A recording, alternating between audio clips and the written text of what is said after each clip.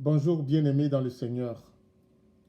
Je me retrouve avec vous encore ce samedi pour partager la parole de Dieu. Le titre de mon message, c'est Oui à la loi de la grâce. Oui à la loi de la grâce.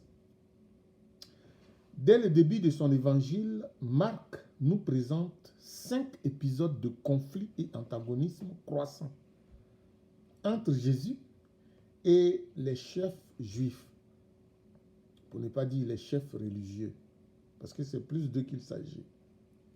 En fait, tous les miracles que Jésus a opérés, ainsi que ses enseignements, n'avaient jamais été salués et appréciés par ces chefs-là.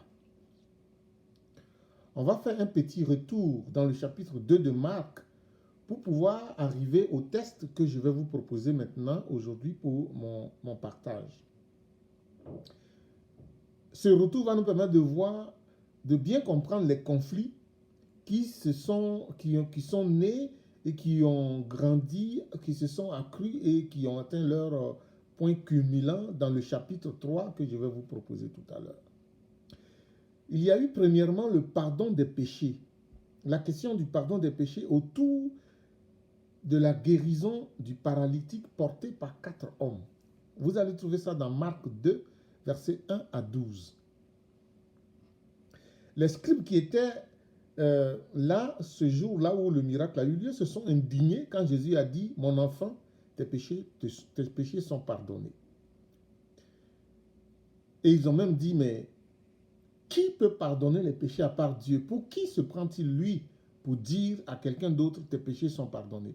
Et Jésus, pour leur montrer qu'il avait plus que le pouvoir de pardonner les péchés, a dit à l'homme « Lève-toi, prends ton lit et marche. Lève-toi. » Et Jésus l'a guéri. Ça a été le premier conflit. La première chose qui a indigné les chefs. Il y a eu ensuite le repas que Jésus a pris chez Lévi, qu'il venait d'appeler à le suivre.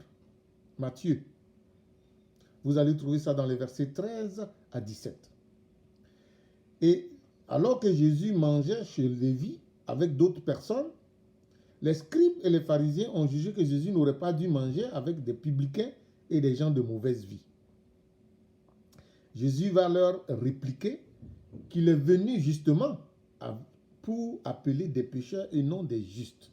Il dit le médecin, il ne s'occupe pas des gens qui sont bien portants, il s'occupe des malades. Et que lui, Jésus, il est venu pour s'occuper des malades. Donc, des publicains et des gens de mauvaise vie. Ça aussi, ça n'a pas plu à ces chefs-là. Ensuite, il y a eu en troisième lieu la question du jeûne. Vous allez trouver ça dans les versets 18 à 22. Nous sommes toujours dans Marc 2. Les disciples de Jean et les pharisiens, eux, ils jeûnaient. Et puis ils sont venus demander à Jésus, mais pourquoi tes disciples à toi ne jeûnent pas? Et Jésus va leur répondre que ceux qui sont dans la joie n'ont pas besoin de jeûner. Et que quand l'époux est là, les amis de l'époux ne peuvent pas jeûner.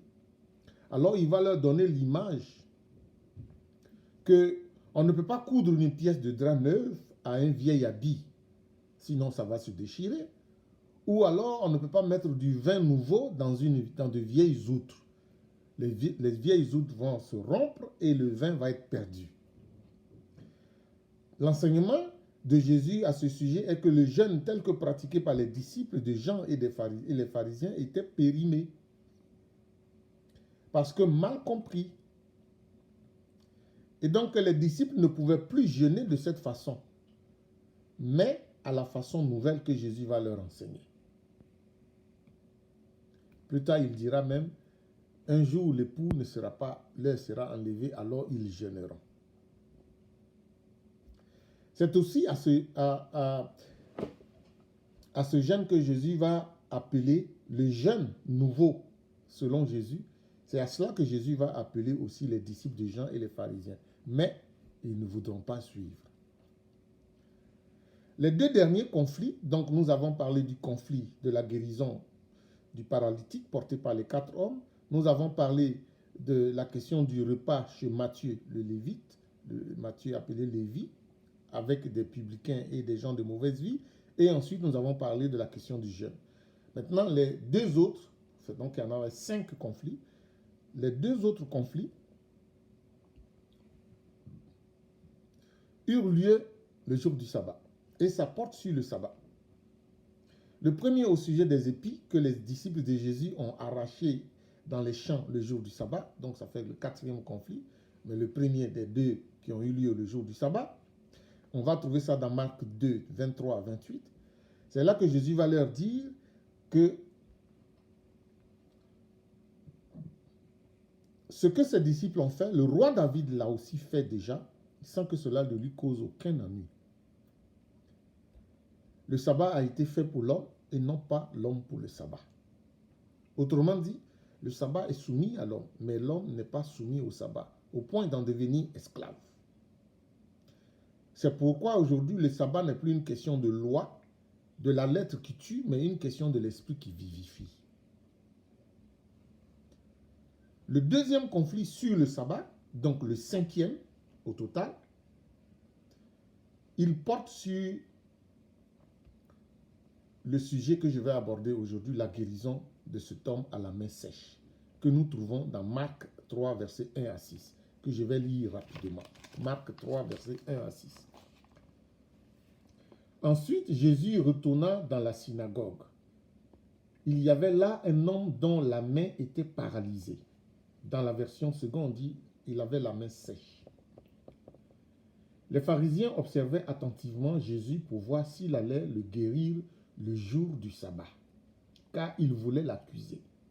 Jésus dit à l'homme dont la main était paralysée, « Lève-toi là devant tout le monde. » Puis il demanda à ceux qui regardaient, « Que permet notre loi? De faire du bien le jour du sabbat ou de faire du mal? De sauver la vie d'un être humain ou de le laisser mourir? » Mais ils ne voulaient pas répondre. Jésus les regarda tous avec indignation. Il était en même temps profondément attristé qu'il refuse de comprendre.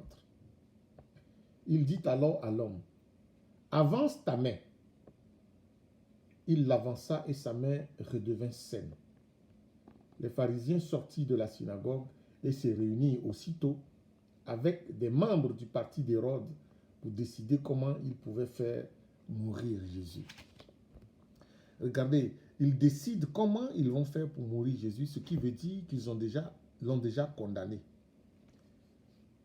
Ils ne cherchent pas à l'amener en justice avec ses avocats pour qu'il se défende. Ils l'ont déjà condamné. Maintenant, ils cherchent comment ils vont le tuer. Mais ce n'est pas là l'objet de mon débat, de mon partage ce matin. Ce dont je veux parler, c'est le miracle que Jésus fait dans les conditions particulières, variées, parce qu'il a un cœur de compassion. Et il a ce même cœur pour toi. Le texte commence par dire que Jésus entra de nouveau dans la synagogue. Ça veut dire qu'il y était déjà entré. Alors on se trouve, selon l'évangile de Marc, dans la ville de Capernaum, où Jésus est entré une première fois dans la synagogue pour enseigner le jour du sabbat. Vous allez trouver ça dans Marc 1, versets 21 à 28. Là, les gens étaient frappés de sa doctrine parce qu'il enseignait comme ayant autorité et non pas comme les scribes. Ça a été la comparaison des gens qui écoutaient Jésus. C'est ce qu'ils ont vu. Là aussi, Jésus a guéri un homme qui avait un esprit impur. Mais c'était aussi le jour du sabbat. Parce qu'il entrait dans la synagogue. La deuxième fois, c'est le récit concernant la guérison de cet homme à la main sèche, encore le jour du sabbat. Donc, la première fois que Jésus est entré dans la synagogue, c'était là où il a enseigné et puis que les gens étaient frappés de sa doctrine et où il a aussi guéri un homme qui avait un esprit impur. Donc, quand le texte dit dans Marc 3, verset 1, que Jésus entra de nouveau, c'est en référence à cela, dans Marc 1, 28, 21 à 28. Donc, il entre de nouveau dans la synagogue et là, il se trouve là un autre malade, un homme à la main sèche. En fait, Jésus n'aimait pas provoquer les chefs religieux. Peut-être que oui, à certains moments, mais Jésus n'allait pas dans la synagogue pour les provoquer. Le jour du sabbat est un jour de culte, un jour de rassemblement. Une bonne occasion de bénir. N'est-il pas écrit que dans Psaume 133, qu'il est bon pour des frères de demeurer ensemble? Et que là, le Seigneur, l'Éternel, envoie la vie, la bénédiction pour l'éternité. Donc le jour du sabbat, c'est un jour de bénédiction, c'est un jour de joie, c'est un jour de miracle. C'est un jour pour recevoir de Dieu. On ne peut pas aller dans un culte et puis dire non, on est venu au culte, mais il ne faut pas qu'il y ait des miracles. Ça n'a pas de sens. C'est une bonne occasion. Les rassemblements entre des gens qui ont la même foi doivent être des rassemblements qui apportent la vie. Mais les pharisiens disent non, le jour du sabbat, on va à l'église, mais on ne fait pas des miracles. Faites des miracles les autres jours, mais pas le jour du sabbat. Quel non-sens! Alors continuons avec ce que le texte nous dit. Le texte nous dit que Jésus est entré de nouveau dans la synagogue. Le texte nous dit qu'il y avait là un homme à la main sèche. Le texte nous dit aussi que les chefs religieux observaient pour voir ce que Jésus allait faire. Est-ce qu'il va le guérir? Ils l'ont déjà vu faire. Je vous ai parlé de Marc 2. Ils l'ont déjà vu faire beaucoup de miracles à d'autres occasions, le jour du sabbat. Et ils en avaient assez. Ils en avaient assez. Ils cherchaient donc un moyen de l'accuser. Mais il était déjà accusé, puisque la fin du texte nous dit qu'ils cherchent comment le tuer. Mais on ne peut pas chercher à tuer quelqu'un sans l'avoir accusé. Ce miracle allait être un de trop. Laisser Jésus faire un miracle le jour du sabbat encore, ce jour-là, ça allait être un autre miracle de trop. Jésus ne comprend pas. Jésus ne comprend pas que le jour du sabbat, on ne fait pas de miracle. Ça, c'est ça la pensée, la compréhension des pharisiens, de ces chefs-là.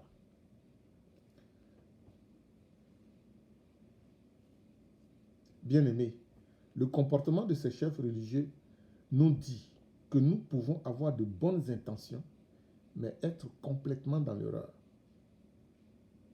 Nous pouvons avoir de bonnes intentions. Nous pouvons vouloir bien faire, mais être dans l'erreur. Il faut avoir l'humilité d'écouter ceux qui en savent un peu plus pour nous aider à comprendre que nous sommes dans l'erreur.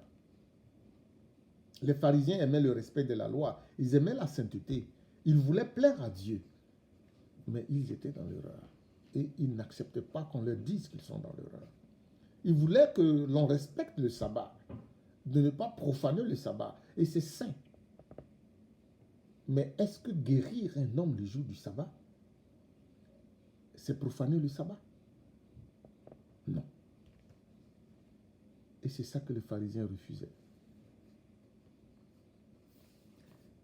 Ils ont transformé la loi de Dieu en loi humaine. Ou alors, ils ont interprété la loi de Dieu sans l'esprit de Dieu, sans l'esprit de la loi. Et ils l'ont imposé à tout le monde et à eux-mêmes. C'est ça l'erreur. Quand vous comprenez, vous interprétez les Écritures, ayez l'humilité de dire c'est ce que je comprends. Qu'est-ce que toi tu comprends? Et ayez l'humilité de regarder ce que l'autre comprend. Et puis de prendre ce que l'autre comprend et de dire ça a du bon sens. Mais Jésus, il est au-dessus de la loi. Il est la loi lui-même. C'est lui qui l'a donnée. Il la comprend mieux que toi.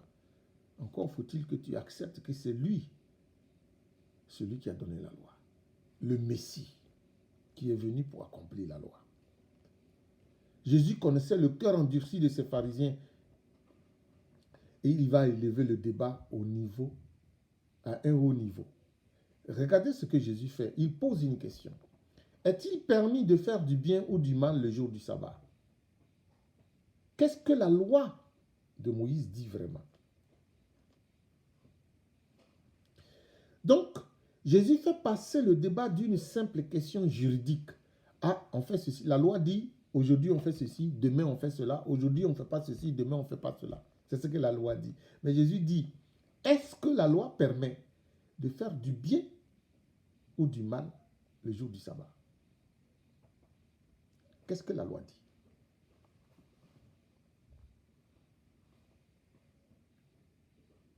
Un cœur sincère, un cœur qui cherche la vérité va répondre rapidement, oui ou non.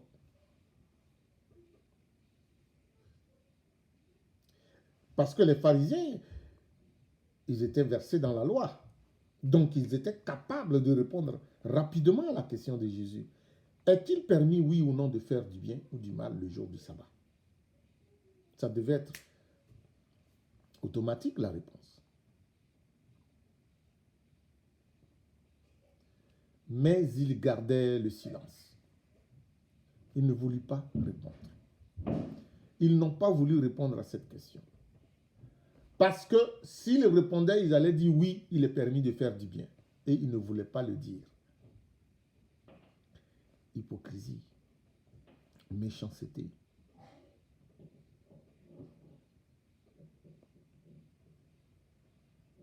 Et Jésus fut indigné.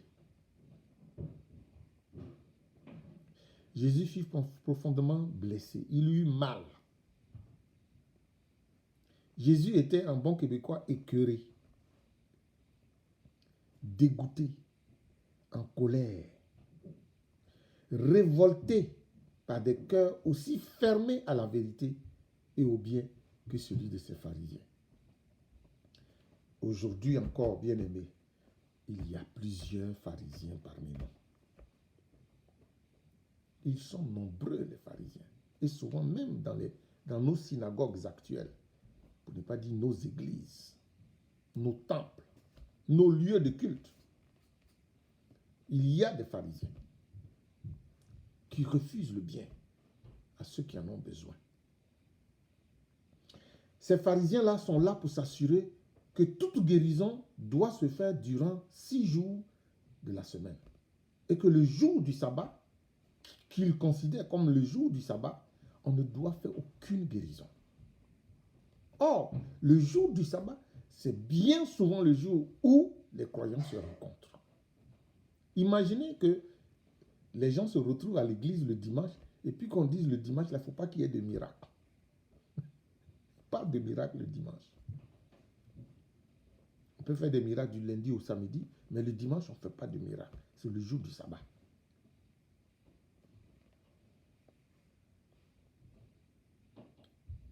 Et on s'oppose au miracle en faveur de quelqu'un qui en a besoin le dimanche. Donc, on s'attend à ce que si quelqu'un a le pouvoir de Jésus de donner, d'opérer un miracle, qu'il dise à ceux qui sont venus pour ça, ou à ceux qui sont là et qui en ont besoin, parce que nous discernons qu'ils en ont besoin, on leur dit, venez demain, aujourd'hui c'est dimanche, on ne peut pas faire ça. Ça là, ça aurait plu aux pharisiens. Et c'est ça qui plaît aux pharisiens, à ceux qui vivent selon l'esprit pharisien. Ils sont dans la loi, mais ils ne comprennent pas la loi. Ils sont dans la lettre. Ils ne sont pas dans l'esprit de la lettre. Bien-aimés, Jésus nous enseigne que nous sommes sous la grâce. Donc oui à la loi de la grâce. La loi de l'esprit de vie. Jésus nous enseigne que la lettre tue, mais l'esprit vivifie. Jésus nous enseigne qu'il guérit même le jour du repos, car la morale l'emporte sur la loi en temps de crise, devant un besoin pressant, un bienfait à accorder. Jésus nous enseigne que si tu fais un excès de vitesse pour sauver une vie, tu dois être justifié. Parce qu'il y a des moments où rouler à 40, ça peut enlever la vie à quelqu'un. Toutes les ambulances que vous connaissez dans la ville, dans vos villes, ne roulent pas en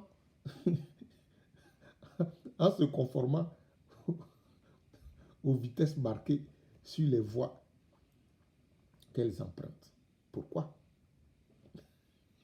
Parce que devant un besoin, devant une vie en danger, la loi se tasse. Voilà. Quand une vie est en danger, on tasse la loi. Parce que la vie est plus importante que la loi. C'est nous qui l'avons fait, la loi. Nous ne sommes pas dépendants de la loi. La loi dépend de nous. C'est pourquoi on peut la changer si elle n'est plus conforme. Je n'ai jamais vu un policier poursuivre un malfaiteur en roulant à 50 sur une voie de 50. Je n'ai jamais vu ça. Je n'ai jamais vu un policier poursuivre un malfaiteur, un brigand sur une autoroute de 100 et rouler à 100. Il roule plus qu'à 100. Pourquoi? Parce qu'il y a quelqu'un qui met la vie des autres en danger. De la même manière, devant un homme dans le besoin, la loi se tasse. C'est ça que je crois. Et c'est ça que Jésus dit.